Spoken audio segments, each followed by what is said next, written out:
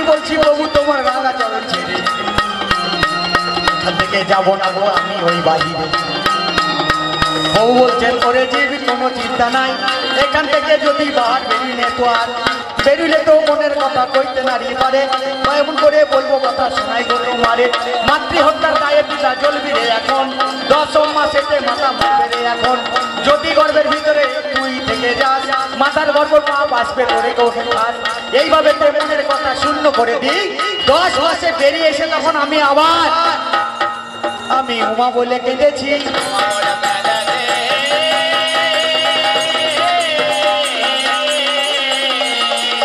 ওগো তোমার চরণ নাই হেরে আমি উমা বলে।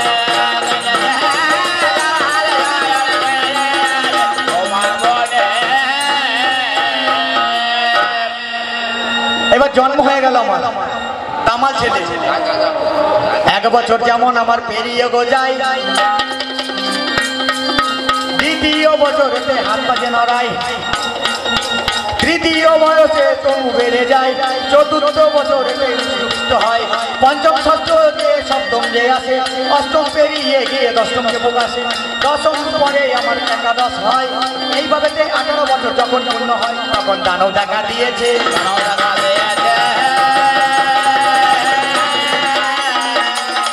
বাবা বলছে আর নয় আর নয়, এইবার তোকে জোড়া লাগবে, কেন ওকে একা সামলাতে পারবো না, তোর 18 বছর বয়স হয়ে গেছে।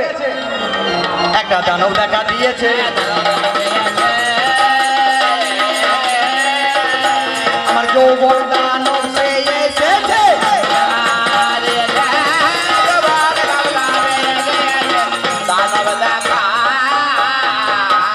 হলো যখন গিয়ে ওই ছল্লা তলা গলাতে পড়লাম মালা, ওই ছল্লা তলা গলাতে পড়লাম মালা, তাই না? মালা যে জ্বালা ধরাইল, মালা যে জ্বালা ধরাইল, যেদিন গিয়ে ওই ছল্লা তলা গলাতে পড়লাম মালা, ওই ছল্লা তলা গলাতে পড়লাম মালা, তাই না বাবা? মালা যে জ্বালা ধরাইল,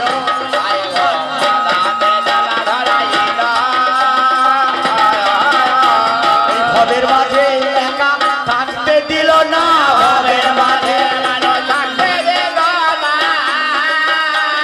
জড়িয়ে দিল আমার রসিক ললনা,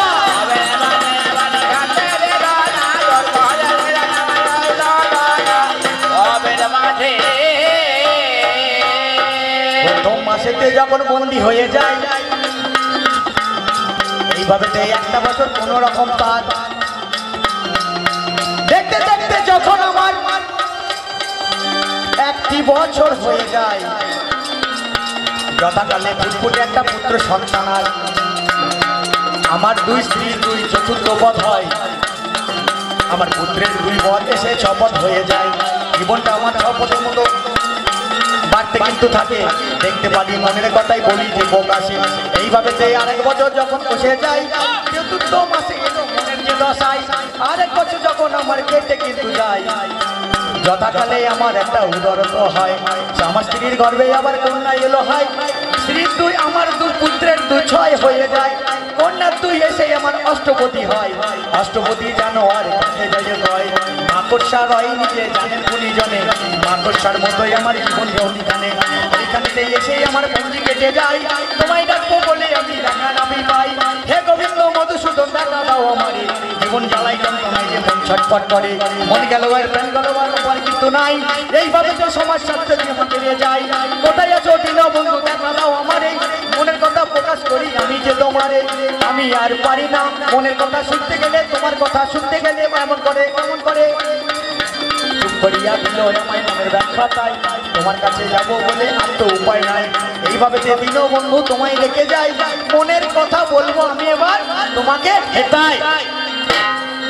কোথায় কোথায় আছো দীনবন্ধু দেখা দাও আমারে, কোথায় আছো দীনবন্ধু দেখা দাও আমারে, ভবের জ্বালা তোরা প্রভু এসে তোরা করে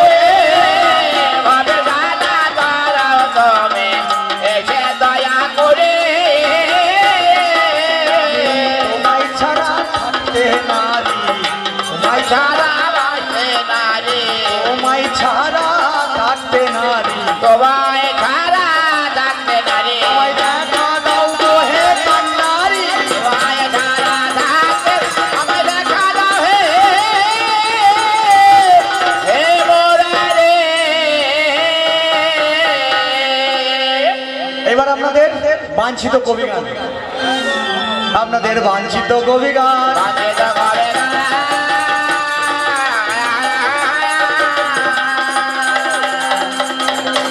এখন বাংলার মান বাংলার প্রাণ বাঞ্ছিত কবি গান।